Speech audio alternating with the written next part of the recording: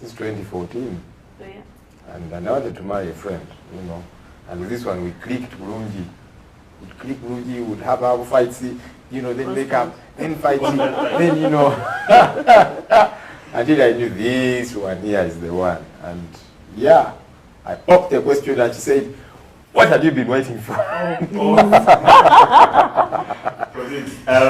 Yeah, he says you guys knew each other from 2014. Oh, yeah, that's right. When did you start Dating. When did Well, start looking at you different? Just like he said, we've been friends from 2014 up to now. We are still friends, even though we are married. But sometime last year, I think he's been battling with it on the inside. You know, I think he's been finding me attractive. For some reasons, I would see these good, you know, acts. Would you come out for coffee? Would you take me out for lunch? You know, a bit. He pushes himself a bit, extra mile for you. So, well, sometime last year, 2019. Coming back to your question, he popped out the question. Told me, Fabrice, I think I'm madly in love with you. I can't live without you. He can't live without you. Okay. So that's how the journey began. I think sometime last year in February, end of February. Yeah. That's when he asked you out. It had to be Feb because I call her Feb. You call her Feb. Yeah. Short version of her name. Maybe he had planned it for, you know, Joel. Yeah. So you guys were side dating in Feb and got married the following year in June. In June. 1 year and a couple of months. Yeah. Oh, what would you say for guys who take long to date? And people like Jeff, you know, some of you date and date until you become outdated. Time should come and you say, enough of these dating things, you know. I don't know. So people ask me, for example, what's the ideal time? I don't know that there's an ideal time. You know, and it cannot be a one size fits all. I know people have dated for 6 months and they get married. Others get married after dating for 10 years. I know people, I say, this is a miracle, yeah. 10 years? What are you doing? You know, but I think once people feel we have gotten to know each other, we have gelled properly and we are ready, Zavike, why don't you get married? You are ready, Zavike. Hey. Okay. No, it is a public secret. You have kept yourself pure for almost, you said 47 years? And a half. After your wedding, I saw quite a number of posts on Facebook from people, from believers like yourself, who thought that was huge, who thought the love that you stood to the truth, to purity and all that. Maybe something I would ask you to, what would you tell people, believers, young people who date for long and they're having challenges in that area to keep pure and stuff? For the record, I'm not a virgin anymore. Yes, you did the thing. And she's responsible. Anyway. Everyone knows she's responsible. And you know, sometimes people talk about it as if it was easy. It wasn't entirely easy. But it's a decision that I took. And I prayed to God. I said, God, you've got to help me. The only person I want to sleep with is my wife. But I knew it would come with huge challenges. And I'm given the kind of person I was, the spaces I occupied, you know, so the attention is a lot more, and oh my goodness, the temptations numerous. But each time I would say, God, you've got to help me. We agreed now. You cannot let me down at this last hour. So it was a journey of faith. Really, really. I wish I could sit here and brag and be like, I did it, man. It was a journey. And the old saying goes, it was a journey of constant work. Every day reminding myself, I've got to wait. I don't throw stones or judge, you know, those that, as we say, call it in church, fallen, or those that have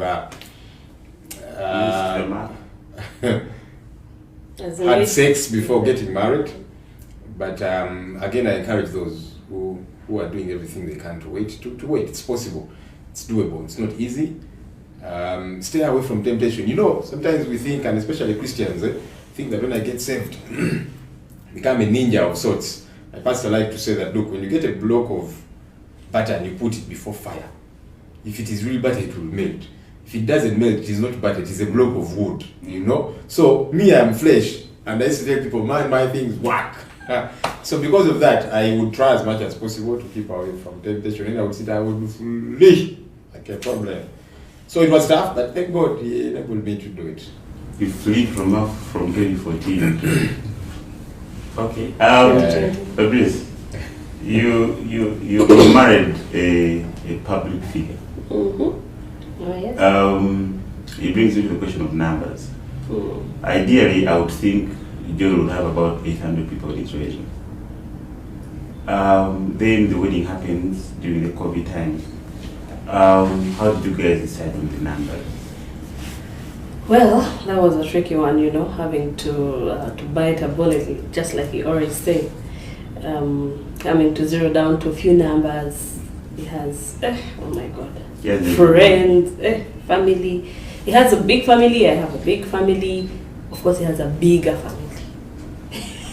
Are you saying in my family they didn't practice family planning? I don't know. That's a my choice of word. So what's we zeroed it down when we said we sat down together and we agreed that we're going to take active people in our lives, our family members, that immediate, and people who really we can run to anytime, anywhere in case I have a challenge or he has a challenge, and those immediate friends. And it wasn't really it wasn't really easy. I will confess. Yeah, it was something challenging. It came back. People was feeling. I think I don't make this in your. I'm not this in your life. I'm not that. But well, we had to take it on. Yeah. On a scale of 1 to 10, you know, the wedding season can be funny, quite funny. The preparations, yeah. How challenging was it running errands in your wedding when you are working? There was curfew. There's a time when the cars were not allowed to move. How challenging was it for you?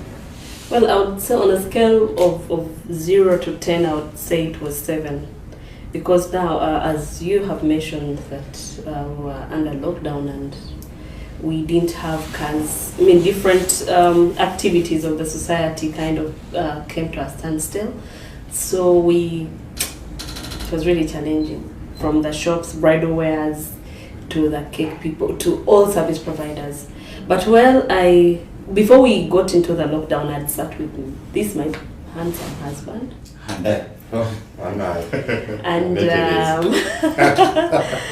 And we had agreed, we zeroed down. We didn't want a lot of confusion of having a number of service providers, so we zeroed down to 3 service providers, and we knew that out of those 3 we would go for one.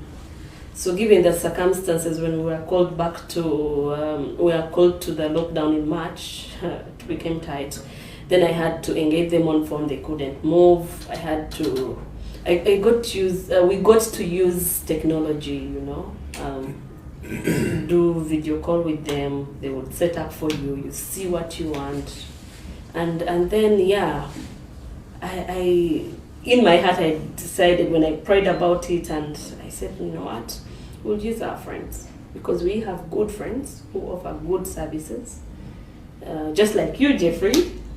And actually not good is way below excellent services.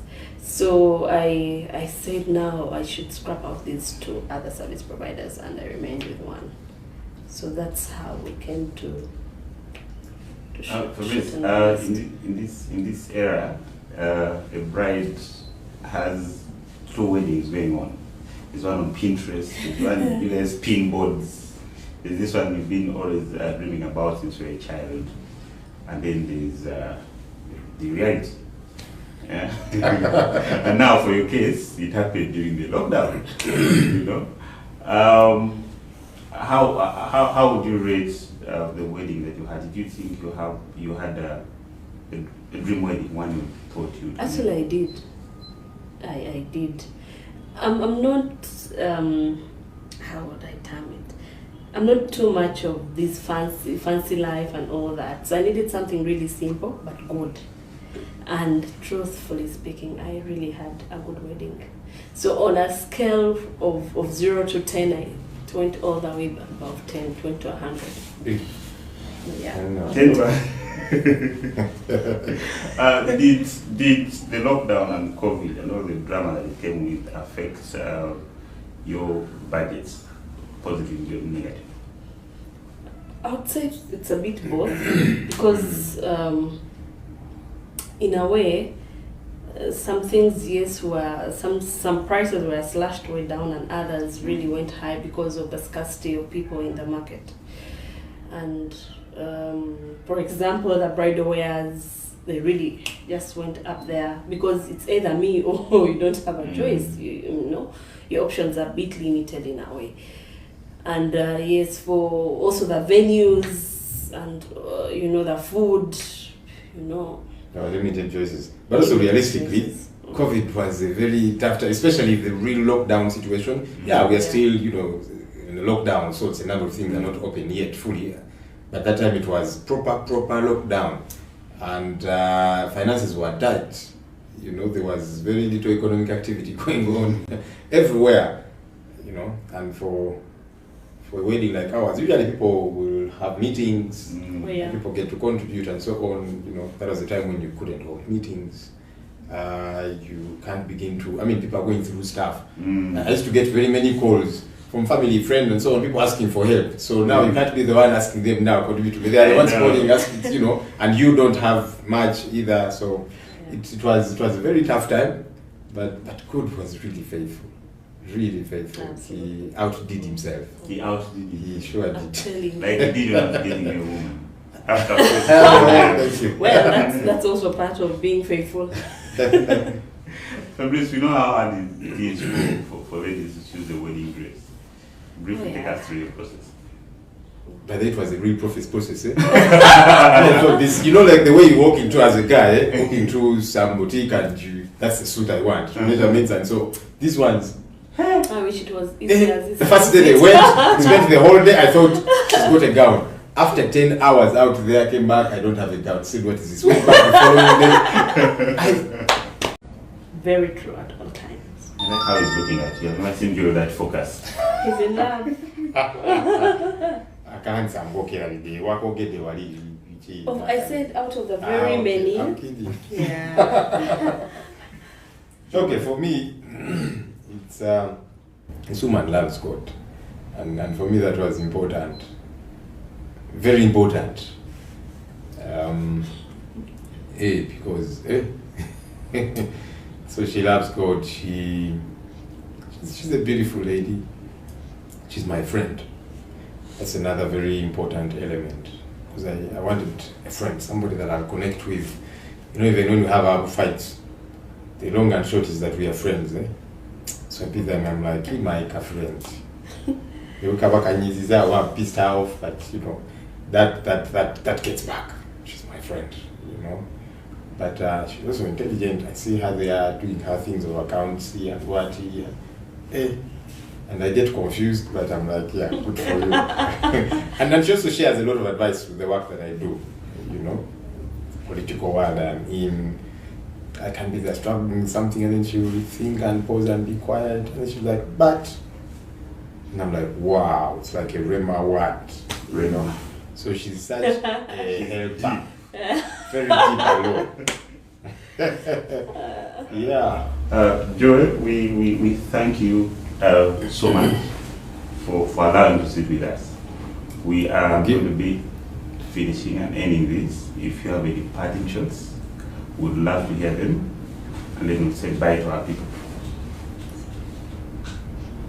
I don't know, what have we not said? We have told all the single people, you know, some of our friends who have refused to get married. Like Let me Jeffrey. see. Jeffrey Semakula, Benjamin Mudenje, Isaac Sewakut, and several others. There are others whom I don't want to mention. They will come and burn up my house. But marriage is a good thing. Don't be in a rush. You know, people put me in pressure for donkey's years, but I said I'll marry when I want, who I want. You know, because there was a line of girls that people kept lining up for me, and so on. And probably they were well-meaning, you know, whether it be elders and so on. And what, Joe, there's this one. At least go out for two. That, you know. But you make the decision when you feel ready. and not under pressure, but then again, don't wait for too long. Yeah. But also, I think it's important we appreciate people who helped us, you know, walk this journey. Absolutely. Family, friends, they were there for us in every way, every step of the way. So we knew we were not doing this alone. And it helps when you know that you have real good backup. Yeah. Also, thanks to our service providers. And our mentors too.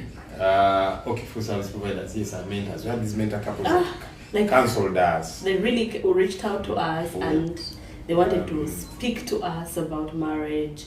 And you know how you have a lot about marriage that you've heard as we are growing up. Marriage is this, you don't do this, but they came out and made the air so clear for us. Like, it was pure oxygen. Talk defeat. Incredible people. So yes, all those people are very helpful. My best man, incredible guy. You know, he was my prayer partner for, he still is for a long time. An awesome guy. You know, our matron, Yeah. friends of ours, and all those different people that were there for us. Awesome. You know, of course, people look at the two of us and so on, but there's this force behind us, people that are doing Tremendous, very good incredible work to add value to us and so on. Very good. Yeah, but especially for the day, we had amazing service providers. It was tough coming by service providers during that COVID time, you know, but we got a good venue. They didn't give us a hard time.